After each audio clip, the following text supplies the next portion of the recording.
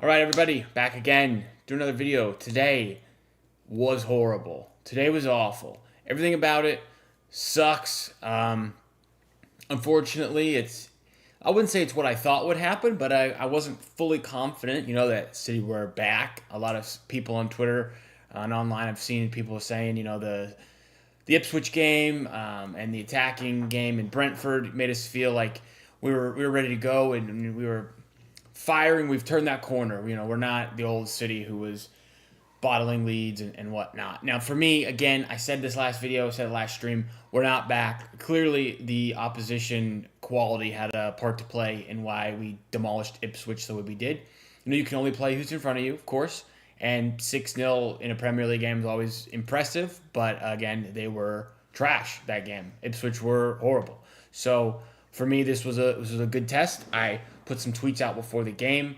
I'll actually pull those up now. Let's take a look here. Yeah, here we go.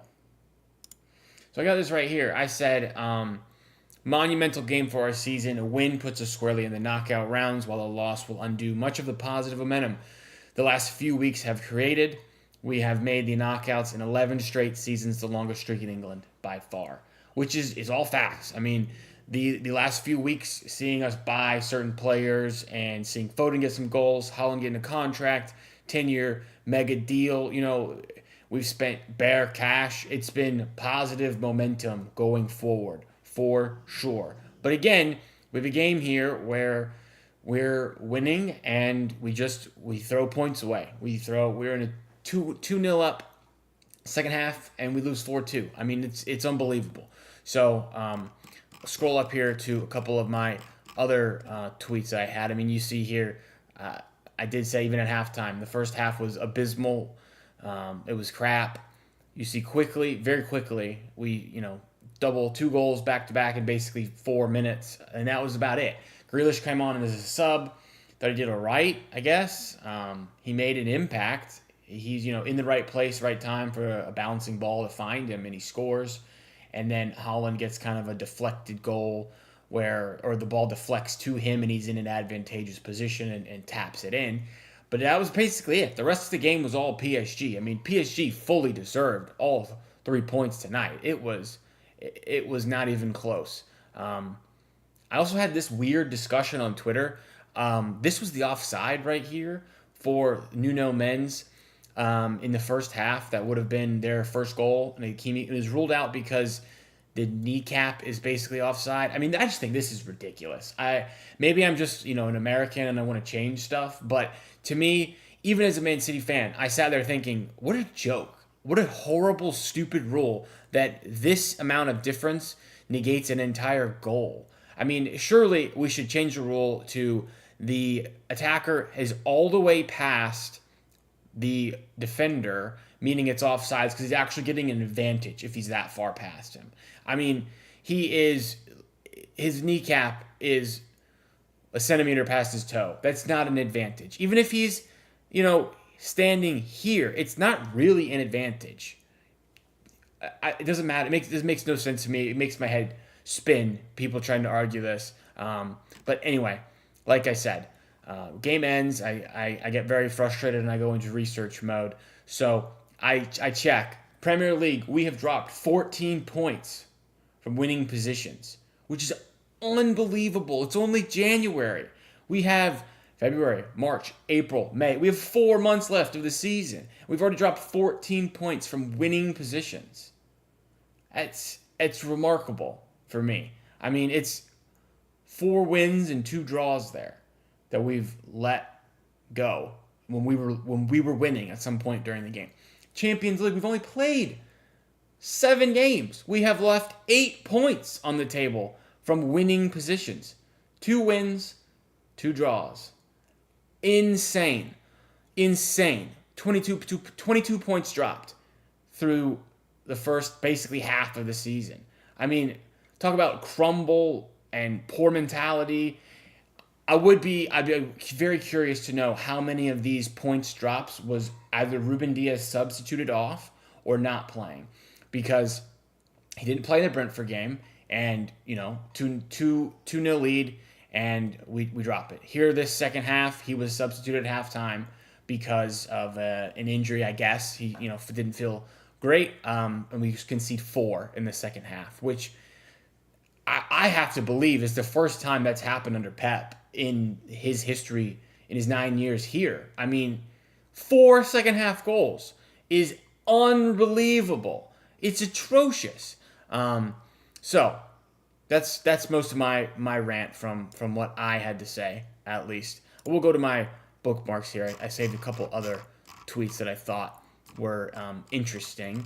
And we do see here Juventus making deal for defenders. Could be interesting. Maybe they're a little bit open to selling Cambiasso. Who knows?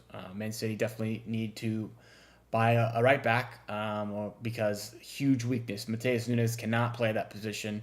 He's not the one going forward for me. So Juventus buying defenders. Maybe that's preparation. Maybe it's just coincidence. I don't know. And then you have a couple Pep comments following the game. I know the players gave everything. I don't have doubts. I know they want to try. They do it. But when one team is better, you have to accept it. And I mean, Pep, I'm with you, bro. Basically, he's saying my dudes aren't it anymore. They are past it. PSG's midfield bossed us today. Kovacic might have had his worst game in a City shirt. And I actually am a big Kovacic guy. I think he's an incredible player. I think he's so clever on the ball. And he's a great progressive carrier, brings the ball forward out of bad situations. He's got a great pass on him. He doesn't score a lot of goals, but that's not really what he's there for. But man, today, Kovacic, you were donkey, dude. You were not up for it whatsoever. And again, he kind of reiterates it here. The connection between Bernardo and Kovac was not possible or not good. And we could not make the process. Now, I think part of Pep's English is a little broken there, but basically it means those two guys together didn't work and we couldn't handle it and we got nothing on the bench to go to. So it is what it is. In transitions, we cannot cope with them. They are faster and they are quicker. Shock, we all know this. We need athleticism, we need legs, we need speed in the midfield, which we have basically none of without Rodri, unfortunately. Here was this confirmation that Ruben Dias was not substituted for the yellow card. There was some speculation about that, and it was for an injury, maybe not serious, hopefully not serious, because, man, we look like a different team when he's not in the back line. He's got to be our captain going forward. He's our leader, and for whatever reason, the guys that we have who play when Diaz doesn't play, they don't have the leadership capabilities, it seems like. And maybe that's why there's some positive leadership capabilities from Kusanov and Vitor Heiss. Allegedly, that's what people are writing about them. So we will see. And then this is some PR spin Man City put out just to hopefully calm some fans down about begging for a midfielder, because the midfield performance was poor today. Defensively poor, but again, everything's connected to the midfield. So when the midfield's poor and you have PSG's athletic, really good players coming at the defense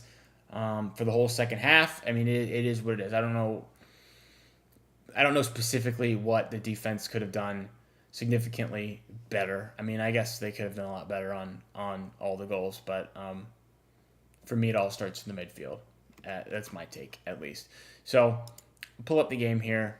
Like I said, we scored in the 50th, 53rd, and you really think, all right, we're doing all right. We've got this. It's in the bag. We're at least going to qualify, because surely at the worst we're getting a draw at 2-0 up, 53rd minute. That's what I'm thinking, at least.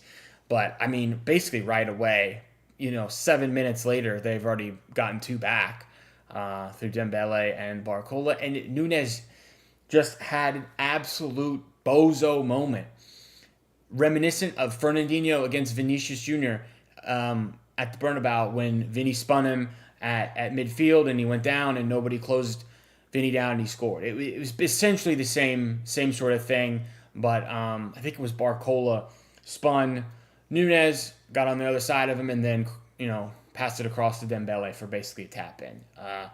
And Barcola scored right after that. After we didn't close him down, and Kovacic had lost the ball. Ball goes off the bar, and then Ederson is on the ground, unable to react. This is kind of a weird goal to concede. Right here, Neves scores on a free header on a set piece. We're making a substitution again. It feels like you're not supposed to make subs, at set pieces. Because I never played soccer at the professional level, but it seems like everyone agrees you don't make subs during a set piece because it causes confusion and can cause confusion. And maybe John Stones is at fault for the goal. Maybe it's someone else. I don't know.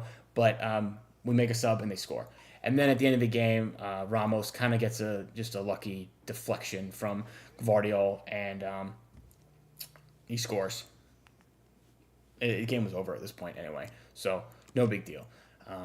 But going forward, there is hopefully some positive signs to look up for. If we win, we beat Club Brugge next Wednesday, we're through. We're through the knockouts or the playoff or whatever you want to call it. So that's a positive sign. At least, we don't need to rely on other teams. We beat them, we're going to skip ahead of them in the table, and we'll be through. We have Chelsea on Saturday, 12:30. I plan on doing a watch along for that. I'll be keeping everyone updated just to make sure that stays the case, but we'll be planning on that. And then following that, man, fixtures get thick and fast, and they get tough. So we will see. It's a big make or break from here on out for City. Hopefully we sign a midfielder, and there's some more links, and I can come back with a video and bring some positivity back. But really, really shambolic performance from the guys today. One of the worst, probably one of the worst of the season in my mind. There's been a lot of stinkers out there, but it is what it is. We move, and hopefully we figure out a way to move forward, and Pep figures it out. I believe in Pep, and I back him to get it fixed. So with that being said, I appreciate anybody who likes, comments, or is new to the channel. The channel seems to be growing pretty nicely. We just passed 10 subscribers, on the way to 100,000. No big deal. So I do appreciate anyone who likes or subscribes or DMs me on Twitter, anything like that.